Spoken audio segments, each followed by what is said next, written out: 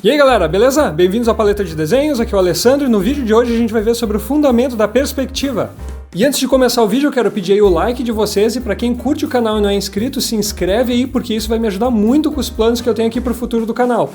E assim eu vou continuar trazendo cada vez mais conteúdo massa para vocês. E agora, sem perder mais tempo, vamos lá!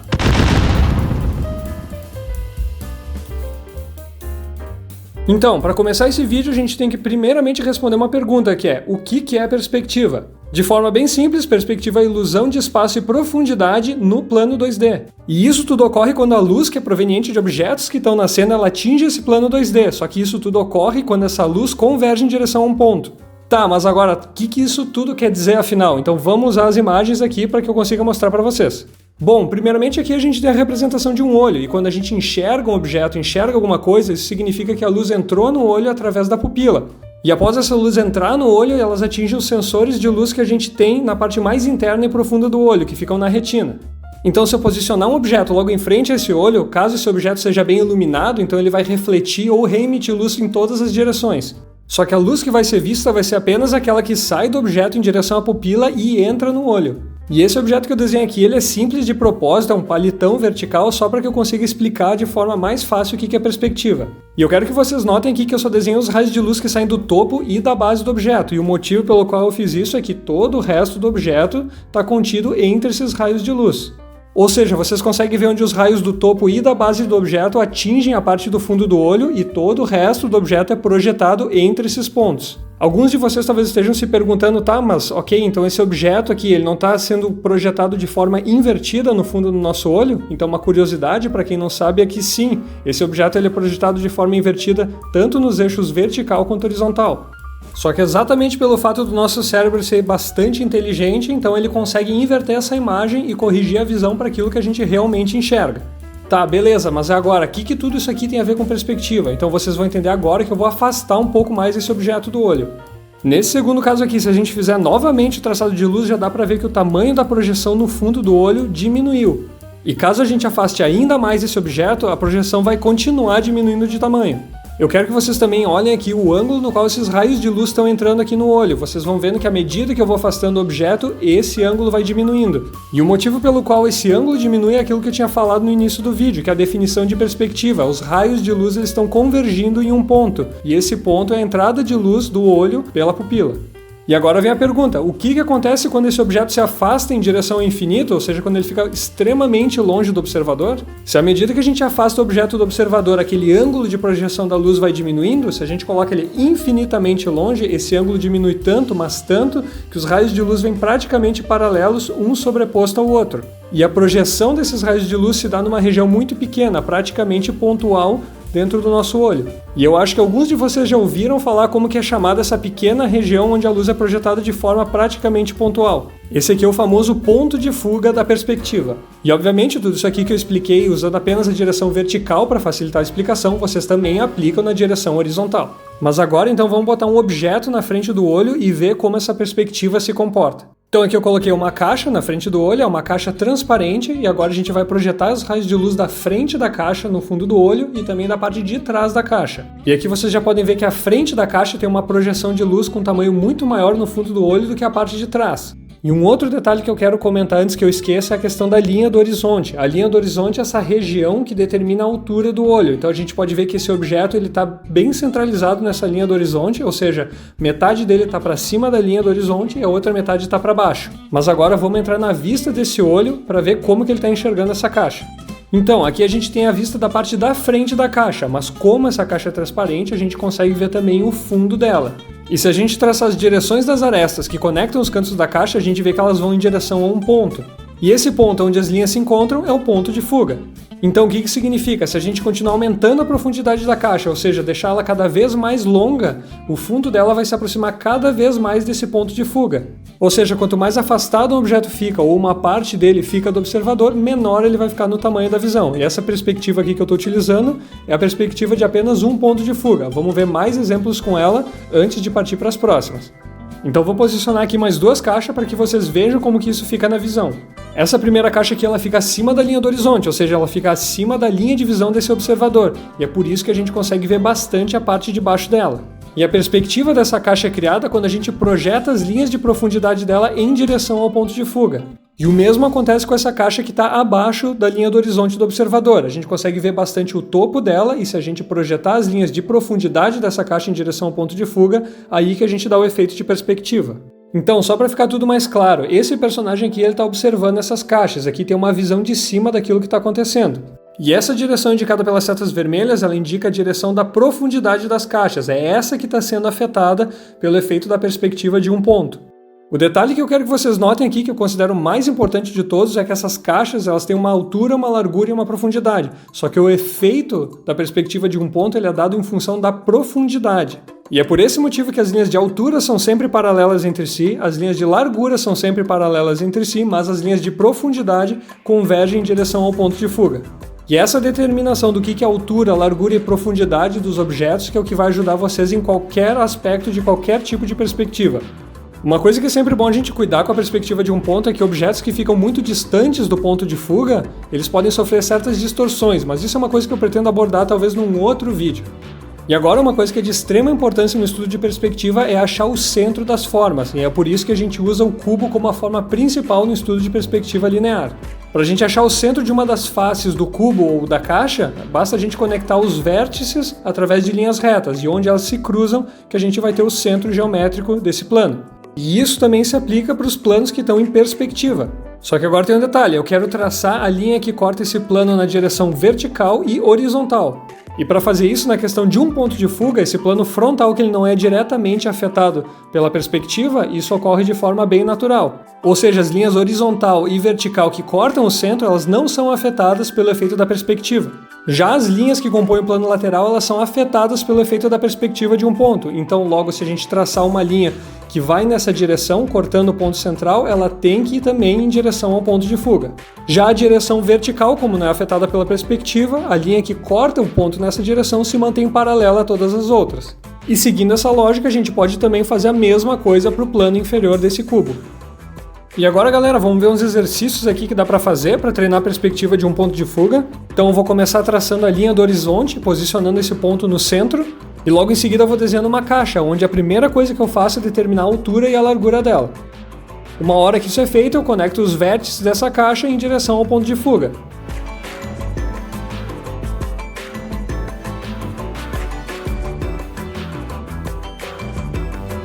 E a partir daí eu já tenho tudo que é necessário para que eu consiga determinar a profundidade dessa caixa em perspectiva. Basta agora eu só colocar as linhas de largura e altura para determinar o plano de trás dela.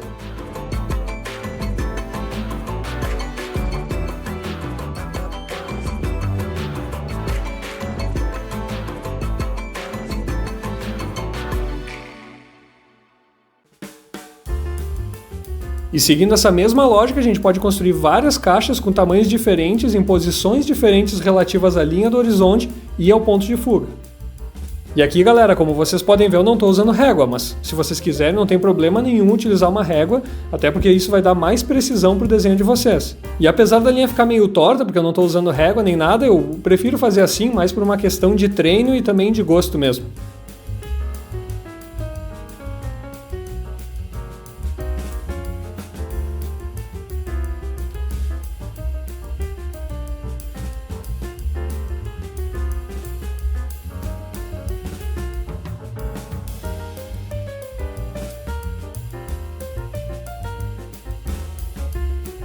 E agora que eu vou começar um desenho para mostrar a utilização da perspectiva de um ponto de fuga, eu não acredito que ela é uma perspectiva muito versátil, mas ela pode ser utilizada para fazer essas cenas onde tu tem alguma coisa central na qual tu quer dar um foco. E aqui eu estou fazendo basicamente o desenho de uma cidade com essa rua que vai em direção ao ponto de fuga, vai ter uma parada de ônibus com algumas pessoas e também alguns prédios ao redor. E vocês já podem reparar aqui que eu utilizo bastante essa técnica aí de achar o centro da caixa, né, do plano da caixa. E isso é muito bom para alinhar objetos. Também tem outras técnicas que eu pretendo mostrar num outro vídeo, que é para fazer o espaçamento correto entre objetos utilizando esse conceito do centro da caixa.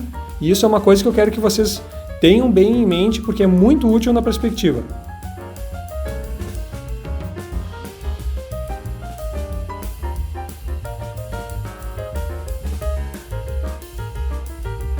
E para desenhar essas pessoas dentro da parada de ônibus, eu utilizo caixas para representar o tamanho, ou seja, as dimensões e proporções delas e o posicionamento delas em todo esse cenário. A caixa, como eu já mencionei em outros vídeos, é a forma geométrica mais versátil que tem, porque a gente pode utilizar ela para representar as dimensões e o posicionamento de qualquer objeto no espaço. Eu falo sobre esse assunto nos meus vídeos de formas 3D e práticas de desenho, eu vou deixar eles linkados aqui nos cards.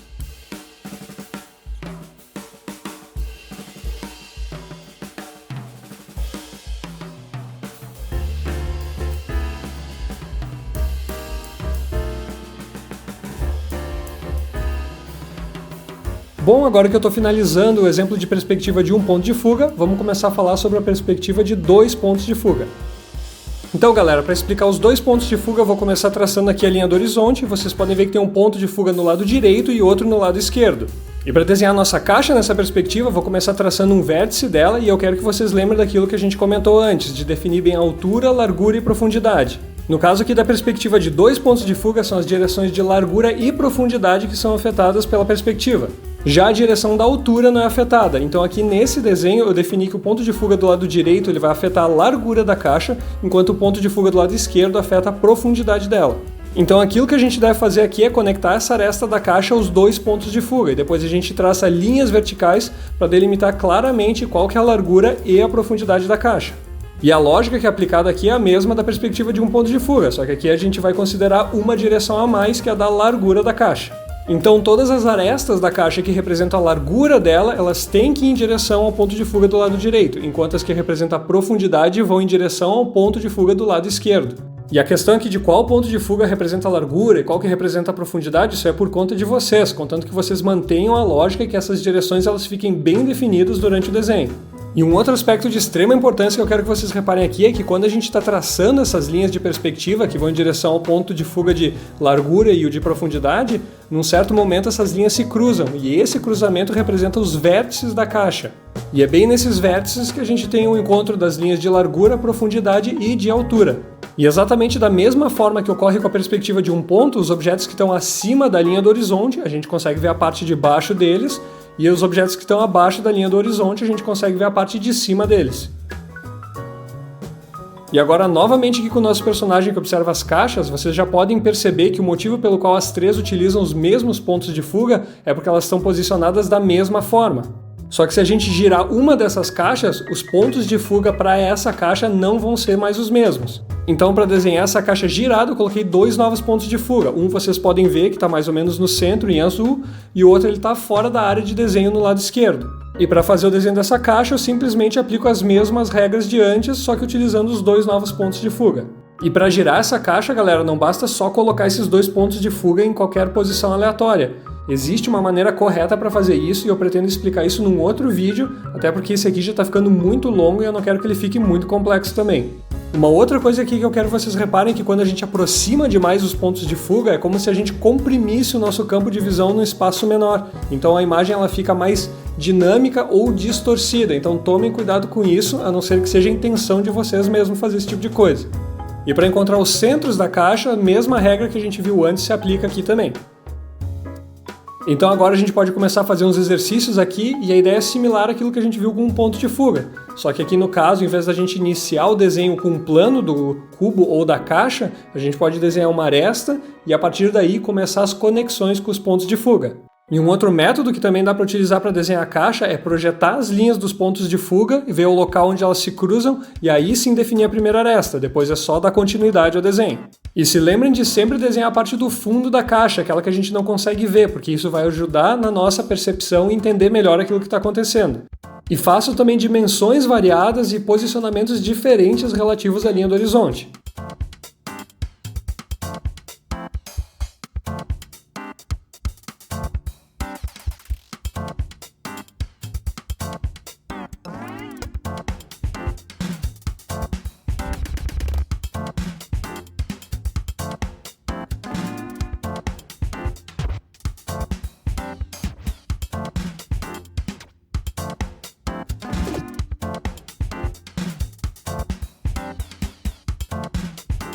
E agora, para demonstrar para vocês uma utilização desses pontos de fuga, eu vou criar aqui um parque ou uma praça. E reparem que a primeira coisa que eu faço aqui quando eu vou criar um objeto é determinar as dimensões dele utilizando uma caixa. E a partir daí que eu vou segmentando essa caixa, adicionando mais elementos e recortando da forma que eu preciso.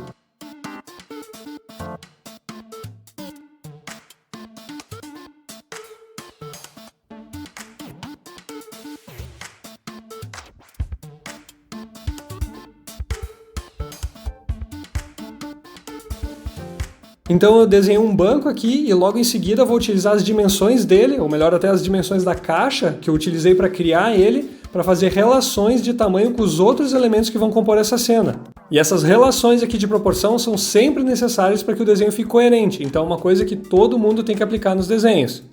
E galera, eu sei que tem coisas aqui que eu estou fazendo que eu não expliquei aqui durante o vídeo, mas isso é tudo devido a essa complexidade do tema da perspectiva.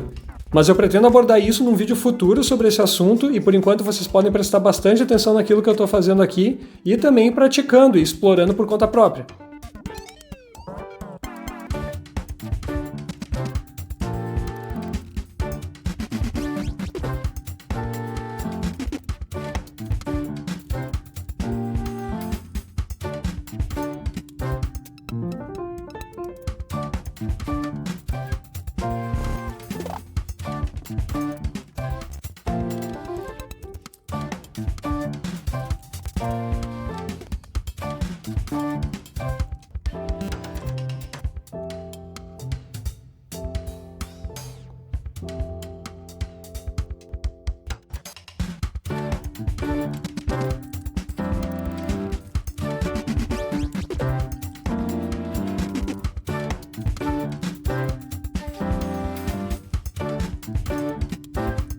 Uma coisa importante que eu quero que vocês reparem aqui é que eu desenhei um outro banco do mesmo tamanho, só que mais longe, e eu fiz isso basicamente seguindo as linhas de perspectiva, ou seja, se esse banco que está mais próximo ele se afastasse, ele ficaria com um tamanho menor, igual aquele banco que está mais para trás.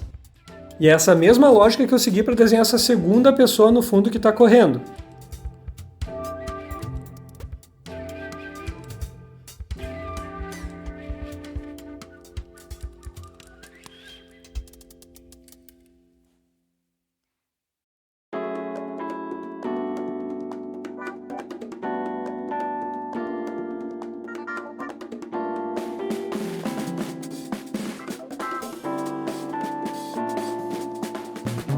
E agora que eu estou finalizando aqui essa demonstração de 2 pontos de fuga, vamos começar a falar dos 3 pontos de fuga.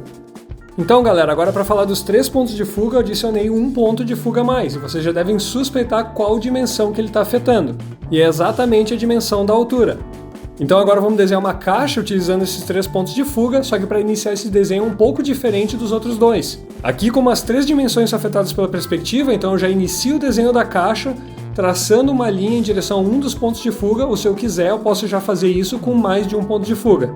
E logo que eu determino uma dessas dimensões é só continuar seguindo aquela lógica de conectar linhas aos pontos de fuga e construir o resto da caixa. Só que muito cuidado nesse caso, definam muito bem qual que é a direção da altura, largura e profundidade, porque aqui é onde muita gente se perde e se confunde. E se lembre que os pontos onde as linhas se cruzam é onde tem os vértices da caixa. E eu quero que vocês reparem que essas 2 caixas que eu desenhei, elas estão muito distorcidas, né, ou muito dinâmicas, e isso está acontecendo porque esse terceiro ponto de fuga ele está muito próximo da linha do horizonte. E a lógica por trás disso é a mesma de quando a gente antes aproximou os 2 pontos de fuga, só que aqui nesse caso a visão ela fica muito comprimida na dimensão da altura. Então o que a gente pode fazer para corrigir isso é afastar esse terceiro ponto de fuga e colocar ele fora da área de desenho aqui nesse caso. E para encontrar os centros das faces da caixa é o mesmo processo que a gente viu antes. Então agora vamos começar uns exercícios aqui só para dar uma praticada, e eu acho que talvez alguns de vocês repararam um detalhe que é bem importante aqui que aconteceu. Na explicação de antes eu coloquei a linha do horizonte bem no topo da folha, e agora nos exercícios estou colocando ela bem embaixo, e a questão é aqui por que eu não estou colocando ela no meio? E a explicação para isso é que quando a gente utiliza 3 pontos de fuga para fazer a perspectiva, não é bom os objetos cruzarem a linha do horizonte. E o motivo para isso é que algumas distorções assim não desejadas em perspectiva vão começar a acontecer. Toda essa perspectiva que eu estou explicando para vocês, ela se enquadra dentro de um espaço chamado de espaço retilíneo, e a nossa visão ela não se enquadra dentro disso. a gente enxerga num espaço curvilíneo bastante complexo. Então a melhor maneira de resolver o caso de um objeto que está cruzando a linha do horizonte é utilizar uma perspectiva no espaço curvilíneo, como por exemplo a perspectiva de 5 pontos de fuga. E novamente, como isso já é uma coisa mais avançada e complexa, eu pretendo abordar isso num outro vídeo.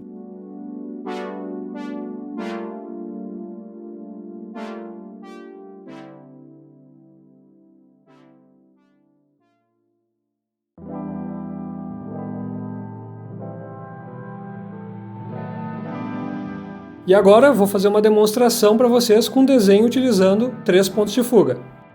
Nesse desenho aqui eu resolvi representar uma cidade de cima e por causa da altura dos prédios é muito bom utilizar essa perspectiva de 3 pontos.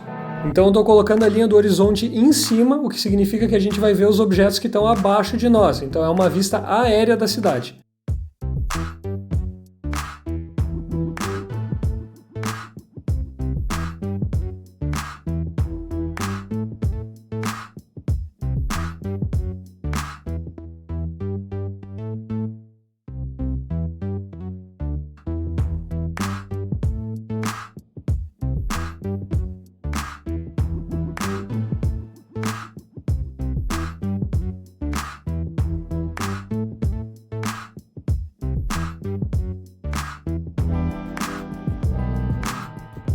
Logo após eu finalizar a forma principal dos prédios, eu resolvi colocar uma navezinha voando só para deixar o desenho mais legal também. E nesse desenho aqui, o terceiro ponto de fuga está fora da folha, para que não ocorram tantas distorções. E eu espero que vocês tenham percebido aqui durante o vídeo que até com um ponto de fuga a gente já consegue fazer um desenho bem massa. E isso é uma coisa que me foi perguntada, se é possível fazer desenhos legais utilizando apenas 1 ou 2 pontos de fuga, e a resposta é sim. A única coisa que a gente tem que saber é como utilizar isso e também ser criativo.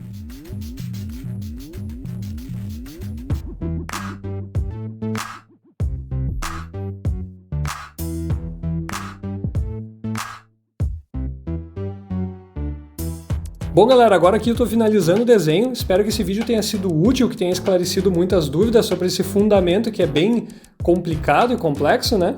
E eu sei que esse vídeo foi introdutório e que a gente ainda tem muita coisa para ver sobre esse fundamento, mas espero que vocês tenham gostado e para quem nunca viu, que tenha aprendido alguma coisa nova também. Então para quem curtiu aí o vídeo, deixa o like aí para ajudar o canal, se não é inscrito, se inscreve.